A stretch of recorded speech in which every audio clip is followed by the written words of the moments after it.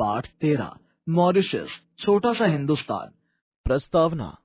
भारतीय लोग जहाँ जहाँ भी जाकर बसे, वहाँ वहाँ उन्होंने अपनी सभ्यता संस्कृति को भी स्थापित किया। मॉरिशस एक ऐसा देश है जिसे भारतीयों ने दूसरा हिंदुस्तान ही बना दिया है। उस छोटे से हिंदुस्तान के मनोरम रेखा चित्र को अनुभव कीजिए। मॉरिशस वह देश है जिसका कोई भी हिस्सा समुद्र से 15 मील से ज्यादा दूर नहीं है। यहाँ की जनसंख्या के लगभग 67% लोग भारतीय मूल के हैं। मॉरिशस वह देश है जिसकी राजधानी पोर्ट लुई की गलियों के नाम कलकत्ता, मद्रास, हैदराबाद और बनारस भी है।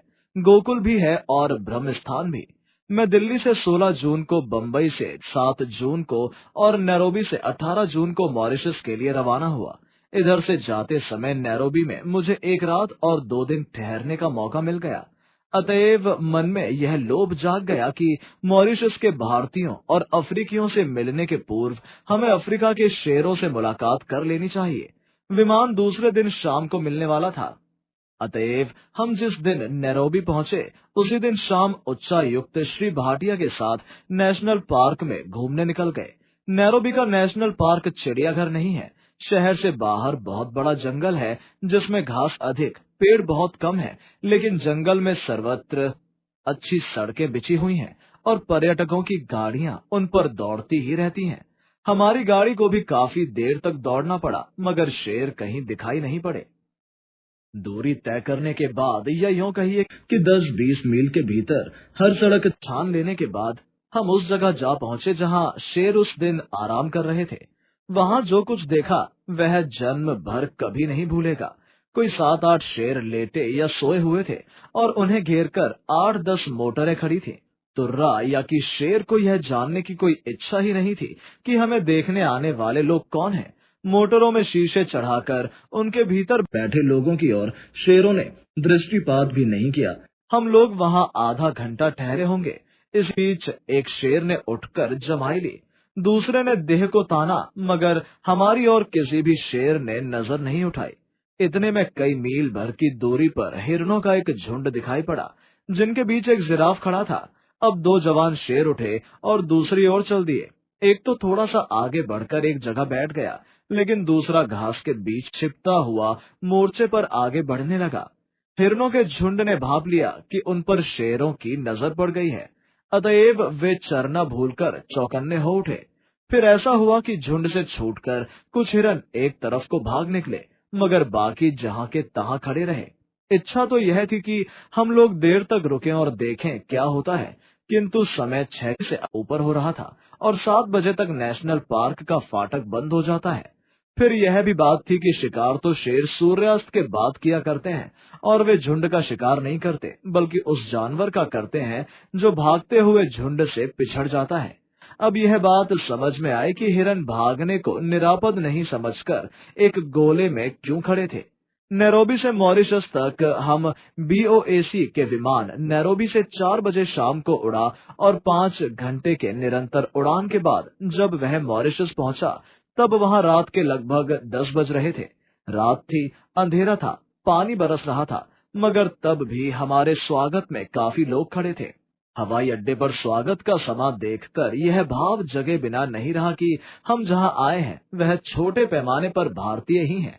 चूंकि मॉरिशस के भारतीयों में से अधिकांश बिहार और उत्तर प्रदेश के लोग हैं, इसलिए हिंदी का मॉरिशस में व्यापक प्रचार है। मॉरिशस की हिंदी प्रचारणी सभा जीवित जागृत संस्था है। मॉरिशस की राजभाषा अंग्रेजी, किंतु बोलचाल की भाषा क्रेओल है। क्रेओल के बाद मॉरिशस की दूसरी जनभाषा भोजपुरी को ही मानना पड़ेगा। प्रायः सभी भारतीय भोजपुरी बोलते अथवा उसे समझ लेते हैं। यहाँ तक कि भारतीयों के पड़ोस में रहने वाले चीनी भी भोजपुरी बखूबी बोल लेते हैं। किंतु मॉरिशस की भोजपुरी शाहबाद या सारन की भोजपुरी नहीं है। उसमें फ्रेंच के इतने संज्ञा पद घुस गए हैं कि आपको बाज शब्दों के अर्थ पूछने पड़ेंगे। हिंदी और भोजपुरी मॉरिशस निवासी भारतीयों को एक सूत्र में बांधे हैं, और मॉरिशस को भारत के साथ बांधने का काम भी हिंदी ही कर रही है। मॉरिशस में हिंदू संस्कृति की रक्षा का काम तुलसीदास जी की रामायण ने किया है।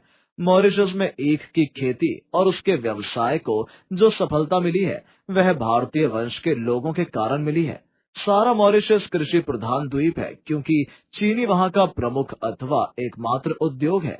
भारत में बैठे बैठे हम ये समझ नहीं पाते कि भारतीय संस्कृति कितनी प्राणवती और चिरायु है। मॉरिशस जाकर हम अपनी संस्कृति की प्राणवत्ता का ज्ञान आसानी से प्राप्त कर लेते हैं। मालिकों की इच्छा तो यही थी कि भारतीय लोग भी क्रिश्चियन हो जाएं, किंतु भारतीयों ने अत्याचार तो सहे लेकिन प्रलोभनों को ठुकरा दिया। वे अपने धर्म पर डटे रहे और जिस द्वीप में परिस्थितियों ने उन्हें भेज दिया था, उस द्वीप को उन्होंने छोटा सा हिंदुस्तान बना डाला। यह ऐसी सफलता की बात है जिस पर सभी भारतीयों को गर्व होना चाहिए। मॉरिशस के प्रत्येक ग्राम में शिवालय होता है।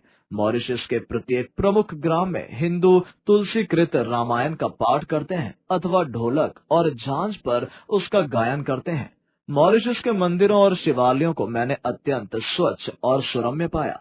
कितना अच्छा हो यदि हम भारत में भी अपने मंदिरों और तीर्थ स्थलों को उतना ही स्वच्छ और सुरम्य बनाएं, जितना स्वच्छ वे मॉरिशस में दिखाई देते हैं। वहाँ का परी तालाब भी हिंदुओं की एकांतिक भक्ति के कारण पुण्य धाम हो उठा है।